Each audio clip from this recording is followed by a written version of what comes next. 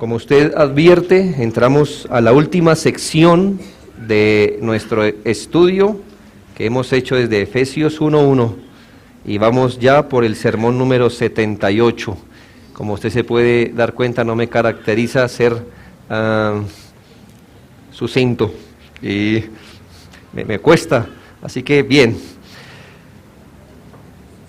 Hoy vamos a, como le advertí, a estudiar esta última sección que va desde el versículo 10 hasta el 20 como tal, aunque seguramente hablaremos de los demás versículos, pero esta es la última sección.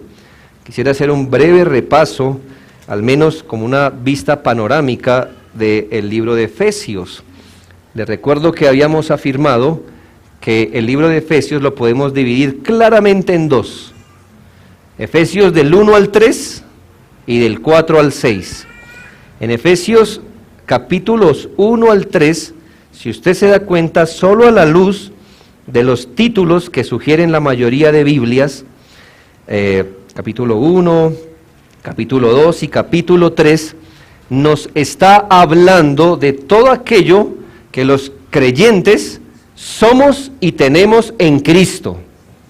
Primero, la palabra de Dios está interesada en que todos los creyentes entendamos esa obra de gracia de la cual hemos sido partícipes y todo lo que por estar en Cristo somos y tenemos. Ahí están descritas esas cosas que el mismo apóstol Pablo ha llamado bendiciones espirituales en las regiones celestiales en Cristo. Capítulos 1 al 3. Así que cuando se sienta inseguro de qué tipo de riquezas fue las que Cristo nos dio, Efesios capítulos del 1 al 3 le responderá. Pero mire cómo empieza el capítulo 4 y es cuando el apóstol Pablo va a aplicar esa enseñanza. Yo pues, preso en el Señor, os ruego que andéis como es digno de la vocación con que fuisteis llamados. Como que esa frase nos va a abrir la puerta a la segunda sección de Efesios. ¿Cuál es la explicación o cuál es la exhortación? Queridos hermanos, que partiendo de lo que somos y tenemos en Cristo, tenemos que ahora vivir de acuerdo a una forma particular, según la Escritura. Es decir, ya que usted es visto en Cristo y tiene esas riquezas espirituales, usted no se puede sentar tranquilo diciendo, soy el bendecido, y así pasar la vida. No, sino que ya que has sido bendecido en las regiones espirituales por estar en Cristo, entonces debes andar como es digno de la vocación con que fuisteis llamados. Y de ahí en adelante, la palabra de Dios lo que nos va a hacer es que describir cómo es ese andar digno de acuerdo a nuestra vocación. Así que pasamos por muchas cosas, le recuerdo, pero el apóstol Pablo va a terminar su carta diciéndonos lo siguiente: no olvides que debes aprender a andar como es digno, de acuerdo a tu llamado. Debes aprender a andar como es digno, comprendiendo que la vida cristiana es como si estuvieras en una guerra, en una lucha. No simplemente debes tener en cuenta qué debes hacer, por supuesto, ya hemos hablado abundantemente, sino que al hacerlo, cada paso que des en la vida cristiana va a ser semejante a una guerra, a una lucha. Es como si nos dijera, bien, te he dicho que debes andar como es digno de tu llamado, en humildad, no en orgullo, en unidad, no en divisiones, en el hombre nuevo, no en el hombre viejo, en amor, no en lujuria, en luz, no en tinieblas, en sabiduría, no en necedad. Estoy resumiendo todos esos capítulos. En la plenitud o llenura del Espíritu, no en disoluciones. Debes andar en sumisión mutua, pero al hacer todas estas cosas, recuerda lo siguiente: vas a tener oposición y conflicto en cada paso que das. Qué bueno es el Señor, que Él nunca atrae a sus discípulos con ofertas mentirosas. Algo así como, si tú vienes a Cristo, mira, todo va a ser lindo, bello. Hasta ese día supiste que es una lucha, una guerra. No, no, no. Todo va a ser fácil, todo va a ser plano, llano. No, está bien. Y yo creo que si tú viniste al Evangelio con esa promesa, al segundo día que creíste, te diste cuenta que no era verdad. Que la vida cristiana es una guerra. A veces la guerra se intensifica. A veces merma, pero nunca va a acabar. Y es lo que el apóstol Pablo quiere decirnos. Mira, debes andar como es digno de tu vocación, en todo lo que hemos visto, pero no te olvides que es una guerra. Alguno preguntará, ¿cómo podemos entonces vivir? Ya vivir la vida cristiana, si no tuviéramos lucha, ya es fuerte. Ahora tenerla que vivir como en terreno enemigo es más fuerte. ¿Qué nos ha dado Dios para vivir una vida, o la vida que a Dios le agrada? ¿Cómo vivirla? ¿Cómo poder vivir una vida sin dejarnos llevar por nuestros pecados ni deseos, más bien sirviendo a Cristo?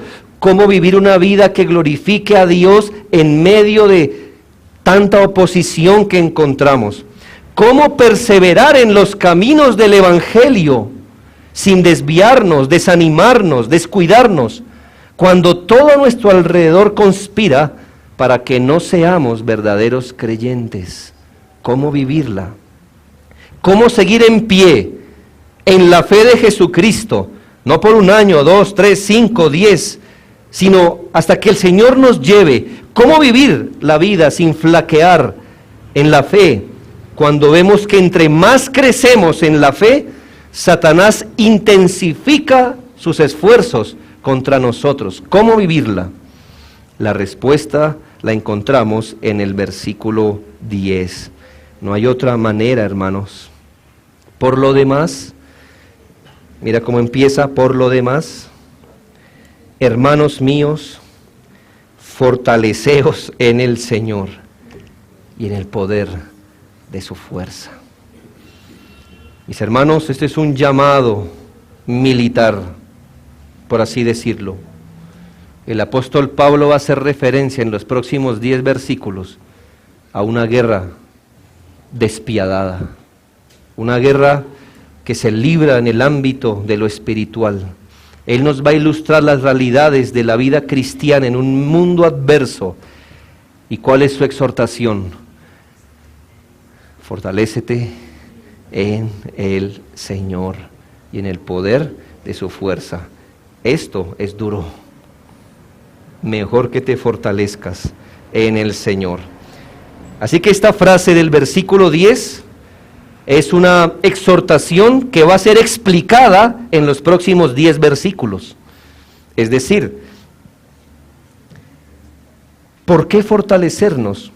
¿Con qué fortalecernos? ¿Cómo fortalecernos?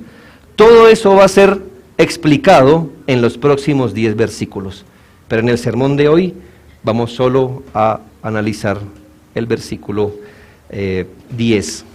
Esta frase: fortaleceos en el Señor y en el poder de su fuerza. Así que miremos lo primero. 1. La exhortación en sí. La exhortación. Veremos 3 puntos fáciles, pero el primero es la exhortación. No hay ninguna duda que esta exhortación no le es dada a la gente que no está en Cristo. ¿Cómo sabemos? ¿Cómo sabes que esa gente que no está en Cristo? ¿Qué dice el versículo 10? Por lo demás, ¿quiénes? Hermanos míos. Así que yo le doy un consejo. Si un no creyente viene a usted y comenta sus problemas, no le diga esto: fortaleceos en el Señor. Primero, Cristo no es su Señor. Él está peleando con Cristo. Dios es su enemigo, está enemistado con Dios. Así que no le puedes hablar de una promesa o un recurso destinado a los hijos de Dios a alguien que está enemistado con Dios. Pero hermanos, entre nosotros los creyentes podemos decirnos, querido hermano, fortaleceos en el Señor, porque es un recurso que Dios da a sus hijos. Es decir, aquellos que en su regeneración o nuevo nacimiento han recibido el Espíritu Santo y éste les domina, el Señor les dice, fortaleceos en el Señor y en el poder de su fuerza. Esta corta frase pone de manifiesto muchas cosas a la vez. Al menos 4 asuntos podemos derivar de esta frase pequeña. ¿Qué podemos derivar de la expresión fortaleceos en el Señor y en el poder de su fuerza? 1. La propensión de todos los hijos de Dios a debilitarnos en la fe. ¿Lo puedes ver claro? ¿Por qué la Biblia le diría a los hijos de Dios, fortaleceos? ¿Por qué? Porque todos convivimos, mayor o menor medida, en unas áreas más que en otras, con esa propensión a debilitarnos en la fe. Somos proclives a la debilidad. No hablamos de una fatiga física, mental, aunque el hombre exterior también a veces se pone pesado para poder servir al Señor en nuestra vida cristiana, es verdad. Pero hablamos principalmente de esa debilidad que viene por el remanente de pecado que tenemos. ¿Y qué hace el remanente de pecado en la vida de los creyentes? Que a veces nos desanima para las cosas de Dios. Es decir, nos hace lentos para las cosas de la fe, para las cosas del Espíritu.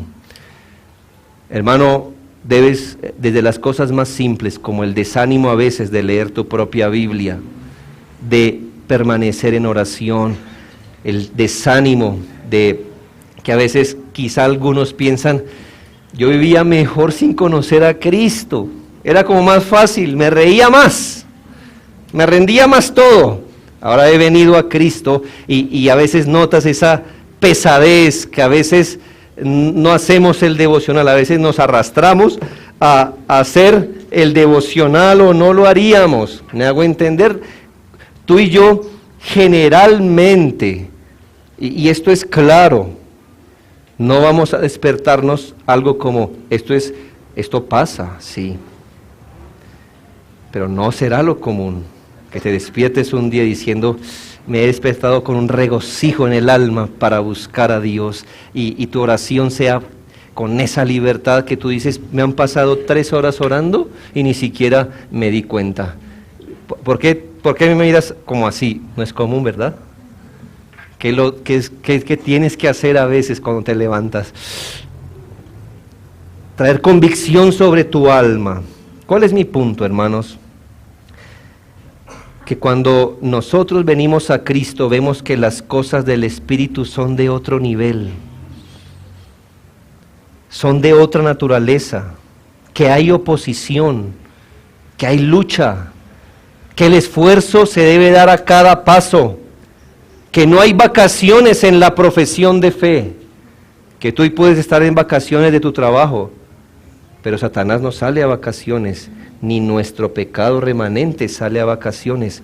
Y quizá ese asunto haga que muchas rodillas empiecen a flaquear y a caminar más despacio. Somos tan débiles que debemos ser fortalecidos. Recuerda ahí mismo en Efesios capítulo 3, versículos 14 al 19. Y mira, no es la primera vez que se nos habla que como creyentes debemos ser fortalecidos. Efesios 3:14, por esta causa, dice Pablo, doblo mis rodillas ante el Padre de nuestro Señor Jesucristo. Él oraba, de quien toma nombre toda familia en los cielos y en la tierra. ¿Y qué oraba? Para sus hermanos efesios, para que os dé, conforme a las riquezas de su gloria, el ser fortalecidos con poder en el hombre interior por su Espíritu. La fortaleza, entre paréntesis, es otra de las riquezas espirituales que tenemos en Cristo, esa fortaleza en la fe. ¿Y qué dice el apóstol como fiel pastor? ¿Sabes? Yo oro por ti, le decía a los efesios, y oro por lo siguiente, para que Dios te haga rico en fortaleza en el hombre interior por el Espíritu Santo. ¿Por qué oraría Pablo así, mis hermanos? Porque todo creyente es proclive a la debilidad espiritual. Lo segundo que podemos implicar o derivar de esta pequeña frase del versículo 10, fortaleceos en el Señor y en el poder de su fuerza, es que aquí se resalta en esta frase la incapacidad que todos tenemos de vivir la vida cristiana y sus demandas a la luz de nuestro propio esfuerzo. Somos incapaces de vivir la vida cristiana y sus demandas a la luz o con la fuerza de nuestro propio esfuerzo. Déjeme explicarle algo. Todos tenemos, como seres naturales, ciertos aparejos que nos vienen, no por ser cristianos, no, por ser seres humanos. Son aparejos que Dios en su gracia común nos ha dado para poder hacer frente a las cuestiones cotidianas, ¿me hago entender?, en la vida. ¿Cómo con qué cosas venimos aparejados? Bueno, creo que tenemos de forma natural cierta fuerza mental. Imagínense nosotros débiles mentalmente, que todo nos afecte en la mente. ¿Sí ves? Tenemos cierta capacidad mental de razonar. Tenemos cierta capacidad emocional. Yo no quiero ser crudo en esto, pero piensa, ¿por qué no todas las personas que sufren una pérdida se suicidan? Aunque no conozcan a Cristo. ¿Por qué? Porque ellos tienen una fuerza, llamémosle natural, con la que hemos venido aparejados, emocional. Tenemos intuición natural, nadie necesita ser cristiano para decir, a mí ese negocio como que no me inspira. Bueno, me hago entender, nuestra intuición. Tenemos una prudencia natural, que usted no necesita ser sabio ni estudioso. Si ve dos tipos sospechosos en la esquina, usted no dice, no, usted tiene cierta prudencia natural. ¿Me hago entender? Son aparejos naturales, tenemos abnegación natural, valor, personalidad, temperamento. Y ¿sabes? A veces queremos vivir una vida que glorifique a Dios, una vida apartada del pecado, una vida de utilidad para Dios, basado en nuestros aparejos naturales. ¿Y qué dice el versículo? Fortaleceos ¿en dónde? En el Señor. ¿Y en el poder de la fuerza de quién? De Él.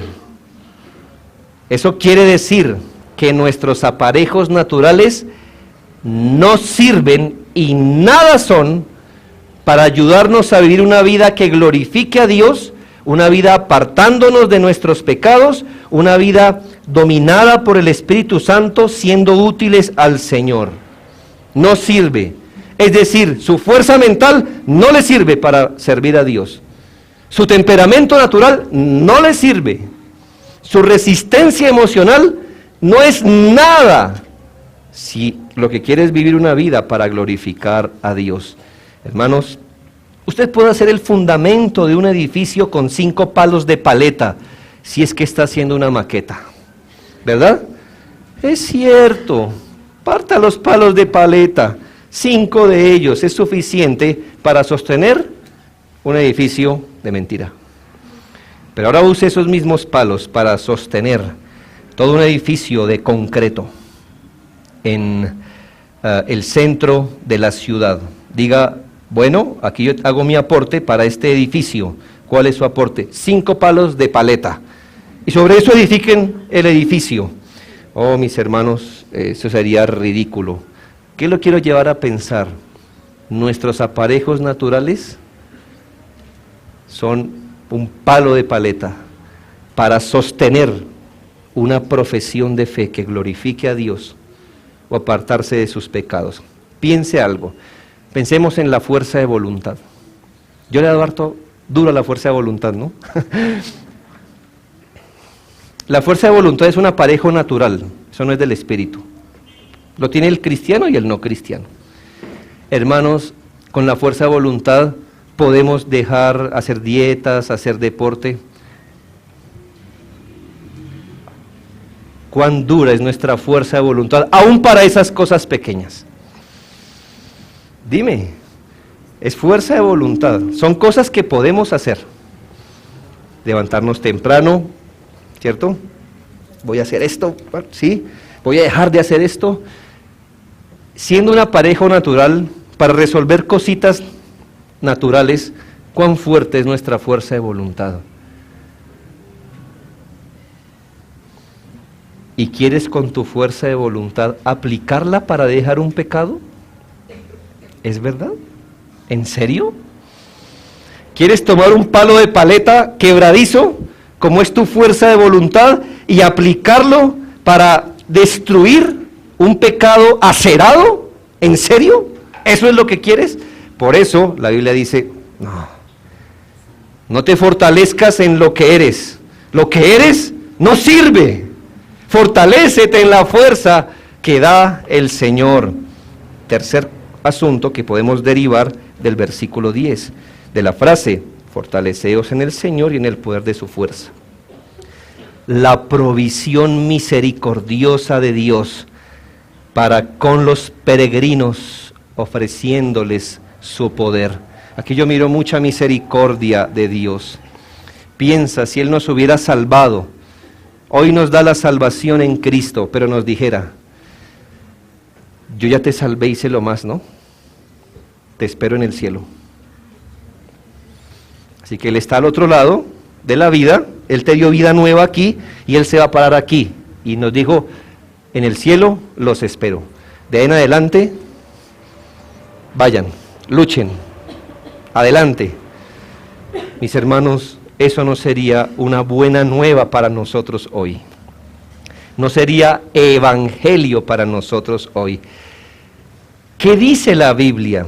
¿Qué dice el Señor? Sí, te di la vida y el cielo te espera, pero te voy a dar de mi fortaleza para que puedas transitar todo tu peregrinar sin extraviarte, sin caerte alrededor, sin extraviarte. Vas a llegar al final, pero con mi recurso, con mi fuerza, no con la tuya. Y en eso se muestra la misericordia de Dios. Si solo el Señor nos hubiera dicho, fortaleceos en el Señor, solo sabríamos que nos toca fortalecernos. Pero ¿dónde ves la provisión de Dios? No la orden, dice fortaleceos, esa es la orden. ¿Dónde ves la provisión misericordiosa? En el poder de su fuerza.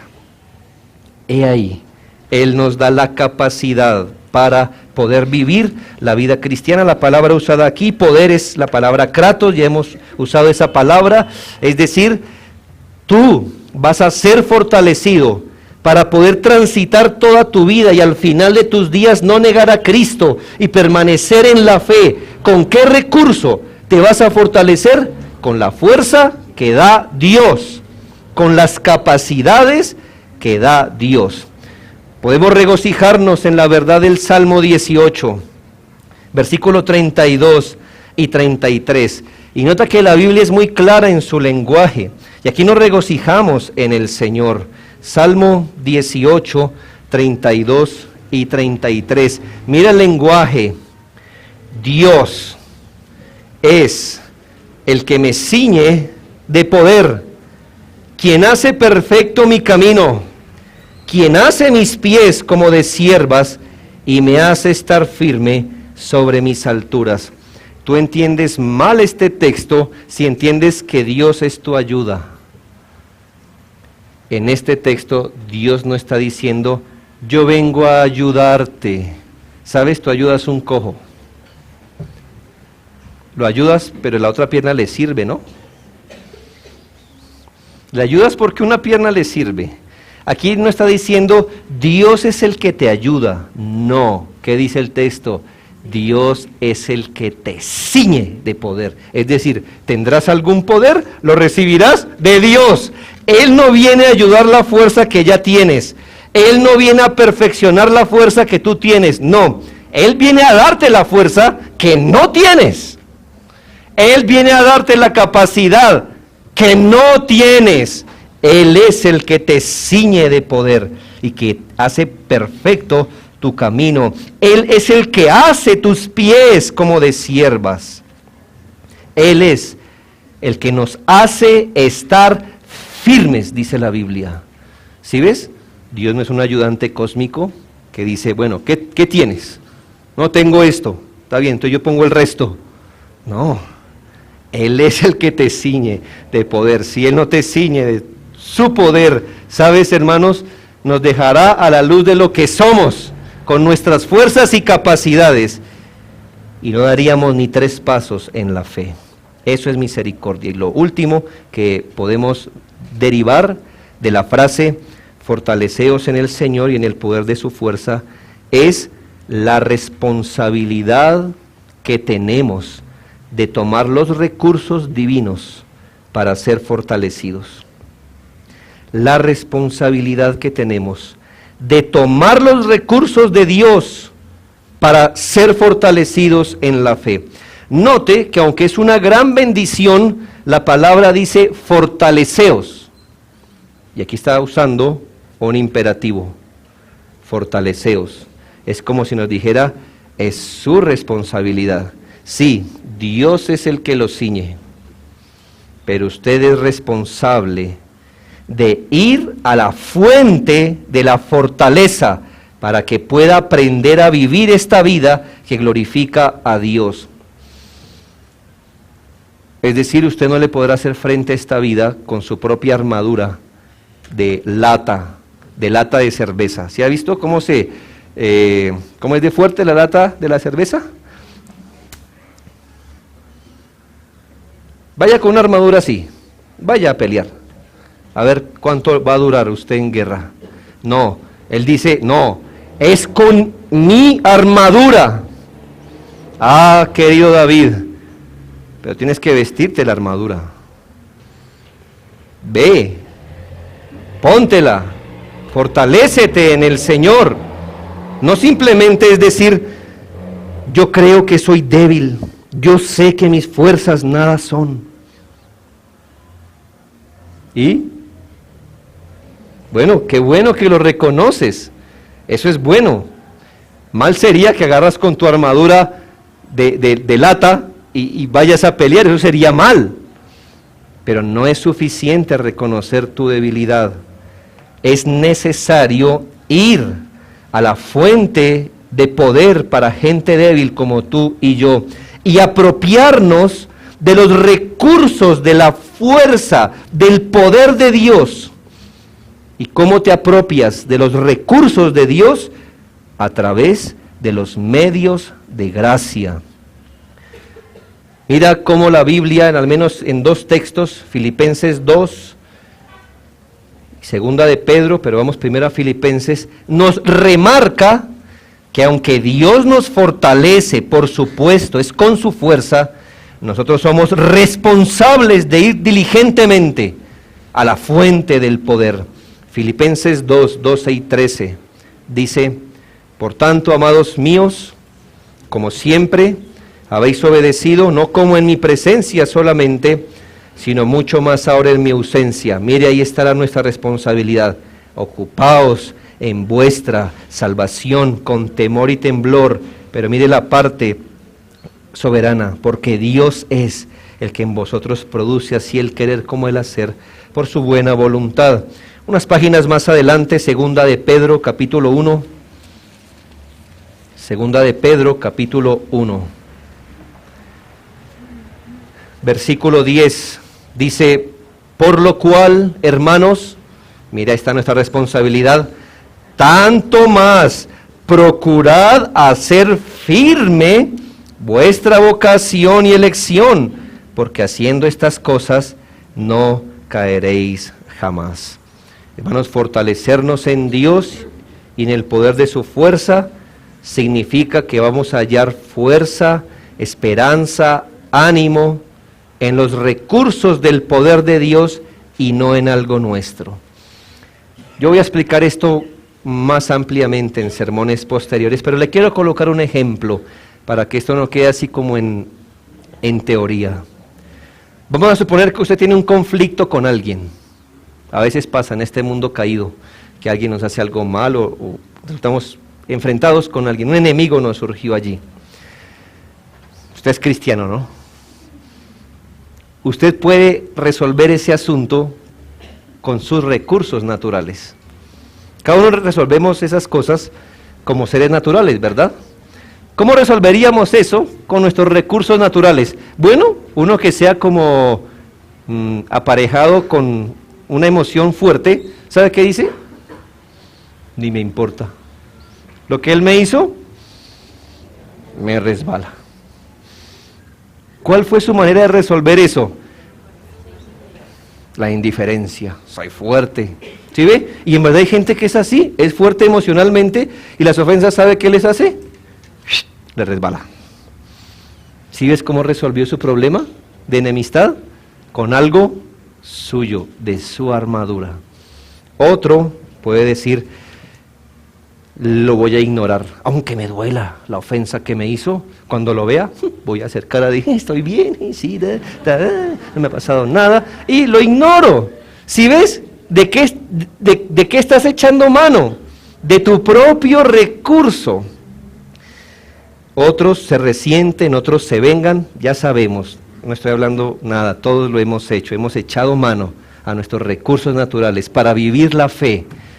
Me hago entender para decir, estoy firme, esto no me va a desviar del Señor, esto voy a seguir firme, pero ¿a qué le hemos echado mano? A nuestros recursos. Ahora te voy a decir que es fortalecerse en el Señor. Tú vas a la Escritura y lees algo como, amad a vuestros enemigos y bendecid a quienes os maldicen.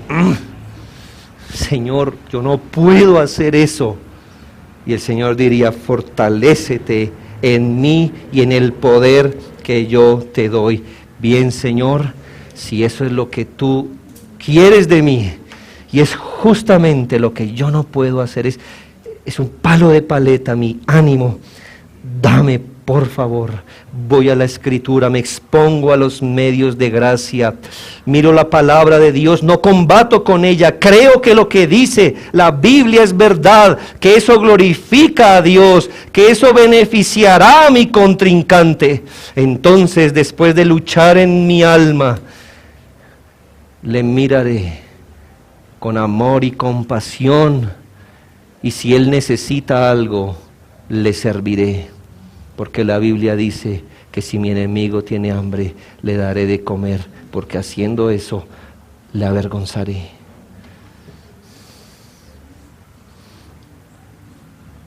Eso ni siquiera es difícil de hacer. Eso es imposible para la carne. Por eso el Señor dice, fortalécete en el Señor o no podrás hacer esto. No podrás, no puedes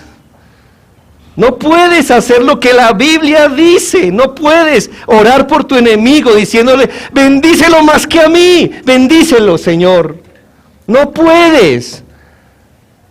Por eso el Señor dice, ven aquí, toma el recurso que te doy y obra en fe. Ah, Señor, pero parece que entre más bondadoso soy con mi enemigo, más se aprovecha de mí. Fortalécete en el Señor, fortalécete en el Señor y en el poder de su fuerza. Ahora tengo la oportunidad, las cosas han dado un vuelco, ahora yo estaba en desventaja y Él se aprovechó, ahora las cosas se pusieron al revés, tengo la potestad ahora de vengarme, que diría el Señor. Fortalécete en el Señor. Haz con mi fuerza lo que no puedes hacer con la tuya, es que no lo puedes hacer. En otras palabras, eso es. Y usted habrá recibido una capacidad o fuerza que no tenía. No tenía realmente. Nadie nace aquí amando al enemigo. Mira a los niños, cuando se les quita un juguete, él estrella el juguete en la cabeza de su hermano. Eso somos de pequeños, así venimos aparejados. Pero ahora cuando ¿Puedes enfrentar a un enemigo sin vengarte de él? Entonces sabrás que has recibido un poder que no estaba en ti. Vino de afuera, del poder de Dios. Habrás obedecido la Escritura, habrás ejercitado tu fe, te habrás apartado del pecado, habrás mortificado la carne y habrás glorificado a Dios. Fortaleceos en el Señor. Lo segundo y breve, lo primero que vimos fue la exhortación, lo segundo, ¿qué provisión nos da el Señor para fortalecernos? Como le digo, va a ser tema de próximos sermones, pero ahí es cuando el apóstol Pablo dice, quiero enseñarles cuál es la provisión de la fuerza de Dios para que puedan hacer frente a las demandas de la vida cristiana. Y va a usar una metáfora para que usted y yo entendiéramos como a nivel de lo natural, principios espirituales. El apóstol es un maestro y los maestros generalmente hacen eso. Le ponen ejemplos de cosas que usted ve para ilustrarle cosas que no ve. Y el apóstol dice, mire, ustedes necesitan ser fortalecidos y la fortaleza les vendrá, pero déjenme colocarles un ejemplo. ¿Cómo les vendrá? Cuando se vistan de la armadura de Dios. La armadura de Dios. La veremos punto por punto seguramente. Pero ¿cuál es el punto? La armadura de Dios, hermanos, no es algo místico. No corresponde a un ejercicio como misterioso ni de palabras con la que tú te miras al espejo y dices, me colocaré el casco de tal, y tú te imaginas, ¿no? Y con el pecho me cubro esto, y en la cintura me pongo esto, y como que tú le dices al espejo y como que tú te convences de que algo místico está pasando ahí, y cuando dices, listo, loción y a combatir contra el mundo. No es algo místico, ¿me hago entender? Yo he escuchado creyentes que oran así, quizá en su entendimiento, dicen, oh, hoy me he visto de la armadura y en la cabeza, y no es eso. La armadura de Dios es una metáfora, es una ilustración con el que el Señor está diciendo lo siguiente. Tú debes vivir una vida bajo el control del Espíritu Santo. Él tiene recursos, tiene virtudes, tiene recursos espirituales que tú debes tener en tu alma. El Espíritu Santo debe trabajar estimulando ese fruto espiritual, porque si ese fruto espiritual se robustece, tú podrás andar en una vida que glorifique a Dios. Piensa esto. Todos los creyentes en nuestras etapas primarias de fe luchamos con la falta de la virtud de la perseverancia. Y así que cuando tú estás instruyendo a un discípulo, estás discipulando a alguien, lo más frecuente es que él diga, uy no, pero es que la Biblia todos los días es duro, ¿no? Sí, sí es duro. Es que yo a veces la leo y pasan 2 días y no la vuelvo a leer. ¿Qué le falta a él? Perseverancia. Claro, uno no viene del mundo con perseverancia, uno viene sin ella. ¿Cómo aplicaría en él la armadura de Dios? Que si ese hombre vive una vida bajo el control del Espíritu Santo, Dios empezará a trabajar en su perseverancia, y esa es la razón por la que los hijos de Dios maduros dicen, yo leo la Escritura y oro todos los días. Él se ciñó de una cosa que se llama perseverancia. ¿Sí ves? Dios tiene que estimular esas cosas, nos da recursos para poder vivir en la gracia de Dios y en sus caminos. Es una metáfora, por supuesto, como le dije, pero mira lo que dice segunda de Pedro 1, y esta es nuestra esperanza, hermanos, porque uno pudiera decir, no sé, ¿es suficiente los recursos de Dios para vivir una vida en esta tierra, una vida piadosa. ¿Qué nos diría el apóstol Pedro? Capítulo 1, versículos 3 y 4. Escucha, esto es un gozo para el creyente.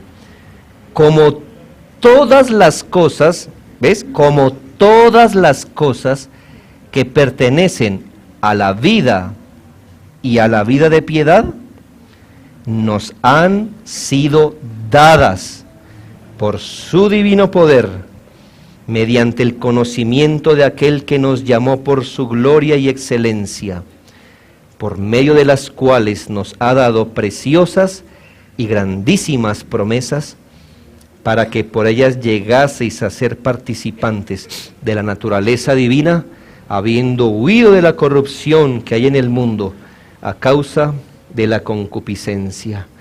¿Qué dice la Biblia? Cuando te preguntas, Dios me ha dado todos los recursos para vivir una vida y una vida de piedad. ¿Qué dice la Biblia? Él nos ha dado todo recurso para que podamos vestirnos de Él y vivir una vida que glorifica a Dios. Y por último, mi último punto es el fin o el propósito de ser fortalecidos. Vimos la exhortación, la provisión de Dios, que la vamos a explicar en sermones posteriores, pero tercero, ¿cuál es el fin o el propósito? ¿Por qué Dios nos fortalecería? ¿Con qué fin nos fortalece? Es decir, ¿para qué?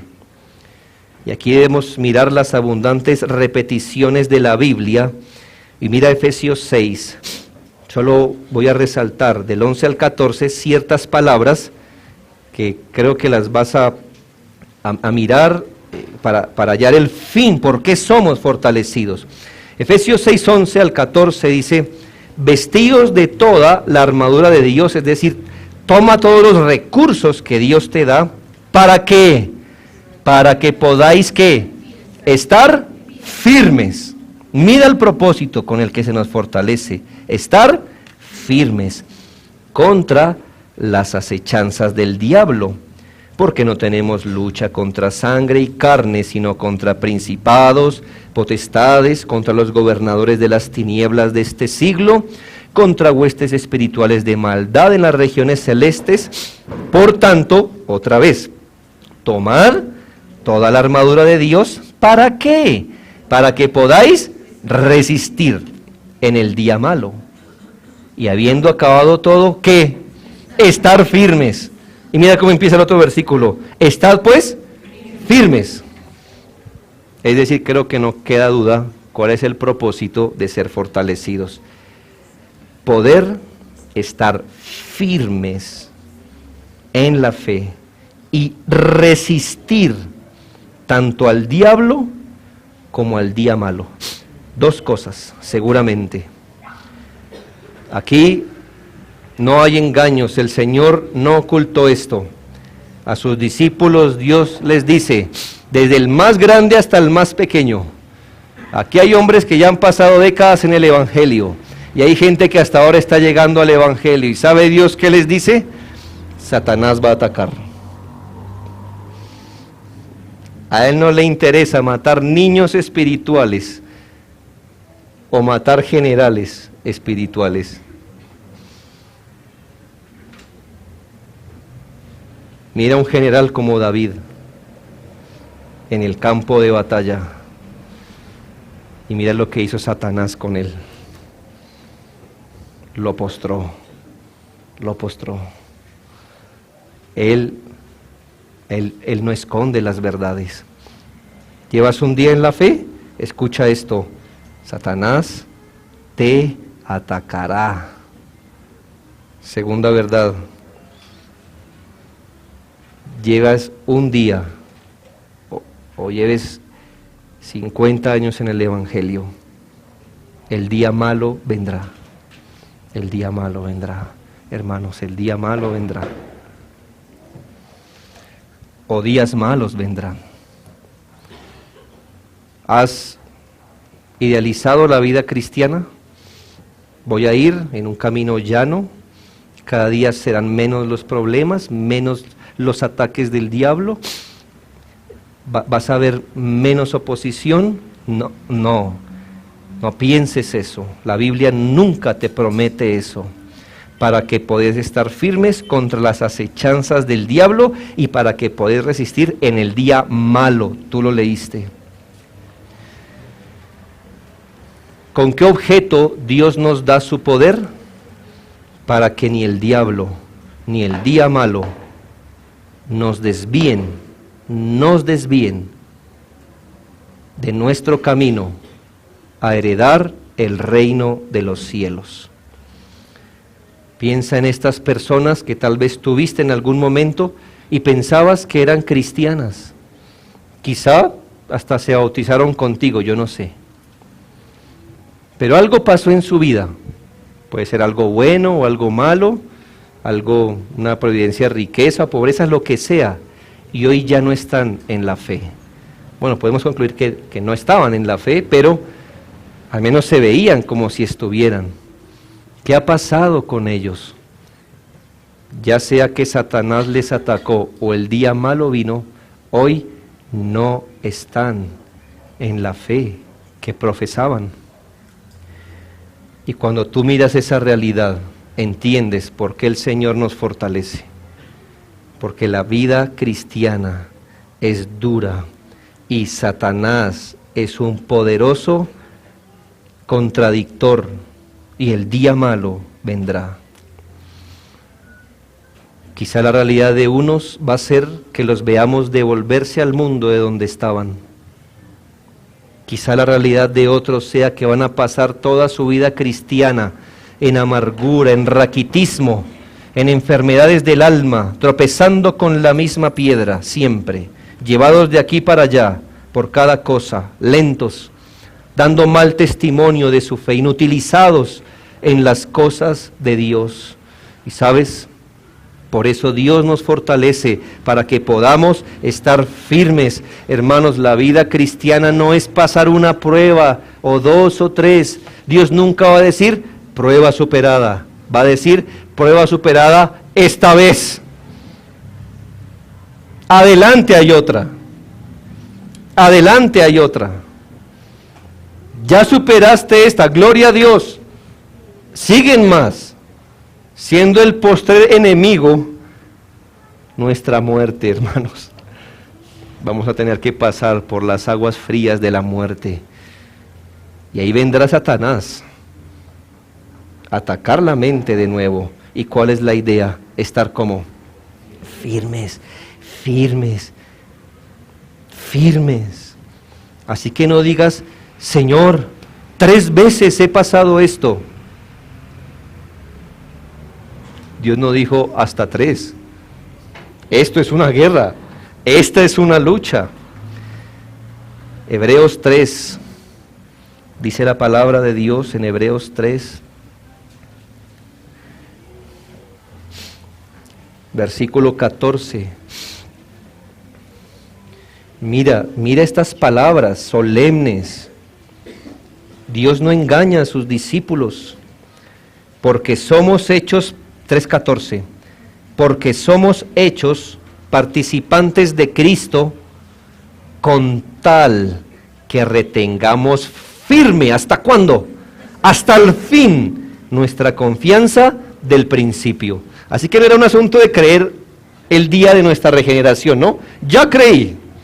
No, mis hermanos, la fe debe ser guardada hasta el fin. Esa fe que tuviste en Cristo al comienzo, como Salvador de tus pecados, debes entregarla al final de tus días. Y Hebreos 10:23, la misma verdad que nos exhorta a ser firmes. Dice la Biblia, mantengamos firme, ¿cómo? Sin fluctuar. ¿Has visto estos creyentes? Hoy quiero servir al Señor, mañana no. Hoy quiero hacer mi devocional, mañana no. Hoy quiero dar testimonio, mañana no. Hoy quiero obedecer, mañana no. Eso es ser fluctuante. Mantengamos firme sin fluctuar la profesión de nuestra esperanza, porque fiel es el que prometió. ¿para qué se nos da el poder? Para ser firmes y resistir. Piensa esto. Después lo vamos a ver con más profundidad, pero el lenguaje usado en Efesios 6 del 10 al 20, las palabras que usa, nos dan la intención no tanto de un creyente agresivo, conquistando el enemigo y el mundo, como un cristiano firme y resistente. ¿Nota la diferencia? Este texto al menos, yo sé que en algunos textos como que la idea es vayan al campo de guerra. La figura aquí no es tanto, por así decirlo, como un tanque de guerra. ¿Has visto qué hace un tanque de guerra? Lo hacen de tal forma que no esté escondido, sino que atraviese las líneas y él va a proporcionar daño, pero también va a recibir. Él atraviesa, esa es como su función. Al menos el lenguaje de este texto no es ese. No es creyente fortalecido y con quien hay que pelear y nos vamos con toda. Hay textos que tal vez nos digan eso, pero este no. Este texto, la otra vez vi una fotografía, quisiera ver eso en la vida real. Un faro en la mitad de una tormenta. ¿Has visto un faro que casi a veces ni se ve? Porque las olas vienen y pegan y el viento es fuertísimo. Y si el faro tuviera vida, ¿cómo estaría él? Aguantando, hermanos, poniendo el pecho, aguantando y resistiendo. Aquí el lenguaje es ese. Hermanos, no podemos evitar muchas veces que Satanás lance sus dardos. Todos los creyentes, si hubiéramos podido atar a Satanás, ¿verdad? Y amarrarlo y que no nos hiciera daño, ¿qué hubiéramos hecho ya? Hace rato, hermanos. Pero él no está atado. Él anda como león rugiente, buscando a quien devorar. Si usted y yo, en nuestra elección, pudiéramos hacer que no nos vinieran los días malos que hubiéramos hecho hace harto tiempo. De eso no me den de comer. Yo no quiero atravesar días malos. Pero hermanos, esas cosas no las controlamos. Pero cuando vengan, es mejor que te encuentren, hermano, tan firme y con mucho brazo espiritual, y que las olas peguen. Pero ¿sabes qué dice la Biblia? Y después de haber acabado todo, ¿qué? Estar firmes. Señor, antes de esta dura prueba, yo creía en ti como Salvador. Yo creía que tú eres soberano. Después de esta prueba, sigo creyendo lo mismo. Estoy firme en la fe. Antes de esta prueba, creía que el mundo no es mi hogar. Soy peregrino aquí, pero el cielo es mi hogar. Después de esta prueba, sigo creyendo lo mismo. Eso es ser firme. Piensa en el creyente que antes de una prueba decía, Cristo es mi todo, Cristo es mi Señor, Cristo es mi fortaleza, y después de la prueba nunca volvió a la iglesia. ¿Qué pasó con él? ¿Que vino Satanás o vino el día malo y lo quitó de su firmeza? Hermanos, dice la Biblia, someteos pues a Dios y combatid, pelead, reprended, atad. No, someteos pues a Dios, resistid al diablo y él huirá. ¿Notas? No nos dice, saque la espada y vaya y pelee y bueno, ¿cómo es? No, dice, tome su escudo y resístalo y resístalo y resístalo, que va a llegar un momento donde él diga, lo dejaré en paz por un momento. Porque ni siquiera Cristo, recuerda lo que dice la Biblia, después de que Cristo fue tentado, Satanás lo abandonó por un tiempo. que ni siquiera el Hijo de Dios lo dejó. Así que Satanás va a decir, no lo pude mover, volveré, pero ahorita no, va a dar una vuelta. ¿Cuál es el fin de la fuerza que Dios le da al cristiano? El creyente debe estar percatado de su situación cuando vengan las embestidas.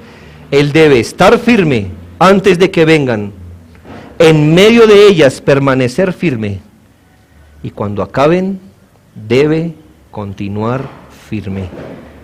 Así pues, hermanos, fortaleceos en el Señor y en el poder de su fuerza. Oremos.